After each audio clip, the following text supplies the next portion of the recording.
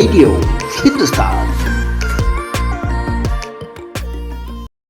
मणिपुर में महिलाओं के खिलाफ हिंसा पर विपक्ष के हमलों पर पलटवार करते हुए वित्त मंत्री निर्मला सीतारमण ने आज तमिलनाडु की पूर्व मुख्यमंत्री और AIADMK के प्रमुख जयललिता का जिक्र किया।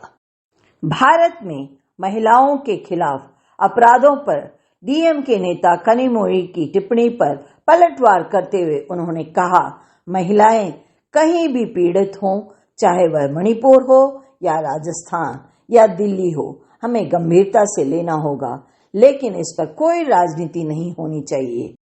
इसके बाद उन्होंने 25 मार्च 1989 की घटना का जिक्र किया, जब तमिलनाडु में विधानसभा में सुश्री जयललिता की साड़ी खींची गई थी।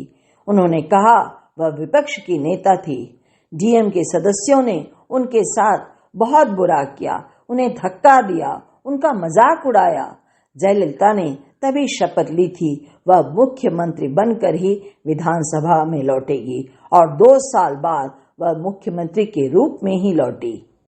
केंद्रीय वित्त मंत्री निर्मला सीतारमण ने गुरुवार को DMK को तमिलनाडु विधानसभा में पूर्व CM सुश्री जयललिता के अपमान से जुड़ी एक घटना को याद दिलाने की कोशिश की। केंद्र के खिलाफ अविश्वास प्रस्ताव पर अपने भाषण में जयललिता ने कहा कि DMK को यह भूलना नहीं चाहिए कि जयललिता की साड़ी खींची गई थी और पार्टी ने उन्हें अपमानित किया था।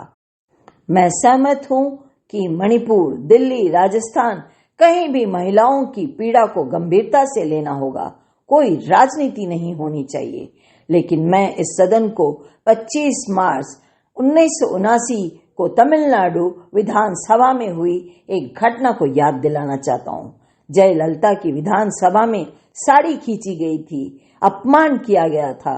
तब वह CM नहीं बनी थी, वह विपक्ष नेता में थी। वहां बैठे DMK के सदस्यों ने उसके साथ बहुत बुरा व्यवहार किया, उन पर हंसे। क्या DMK जयललिता को भूल गई है? आपने उनकी साड़ी खींची, उन्हें अपमानित किया। 2 साल बाद वह तमिलनाडु की CM के रूप में लौटी। सीतारमण ने कहा, फटी हुई साड़ी में परेशान जयललिता की ऐतिहासिक तस्वीर ने जनता की भारी सहानुभूति बटोरी और 1991 में उन्हें CM की कुर्सी तक पहुंचा दिया। 25 मार्च 1989 को तमिलनाडु विधानसभा में एक बहस के दौरान जयललिता ने सत्तारूढ़ दल पर भ्रष्टाचार का आरोप लगाया। इसके जवाब में तत्कालीन मुख्यमंत्री M करुणानिधि ने कथित तौर पर जयललिता की साड़ी की प्रामाणिकता पर सवाल उठाते हुए अपमानजनक टिप्पणी की थी। इस टिप्पणी को व्यापक रूप से उनके चरित्र पर व्यक्तिगत हमला माना गया। टिप्पणियों से विधानसभा में हिंसा भड़क उठी और जैसे ही जयललिता सदन से बाहर निकलने के लिए निकली, कुछ DMK विधायक कथित तौर पर उनकी ओर बढ़े और उनकी साड़ी फट गई। इस घटना से विधानसभा के अंदर और बाहर दोनों जगह में आक्रोश फैल गया। जयललिता के समर्थकों ने इसे उनकी गरिमा और नारित्व पर हमले के रूप में देखा।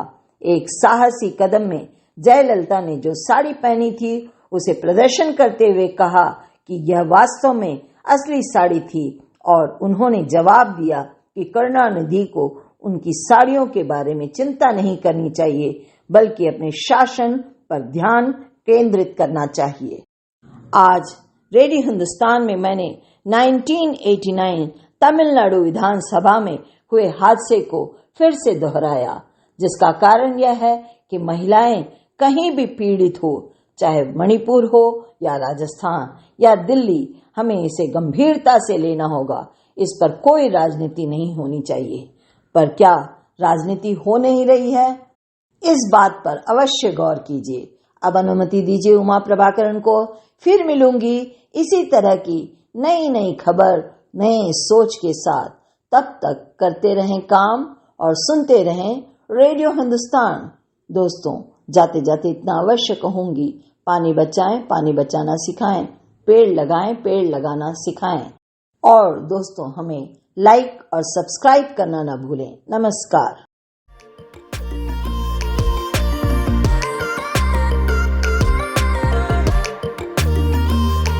Radio Hindustan.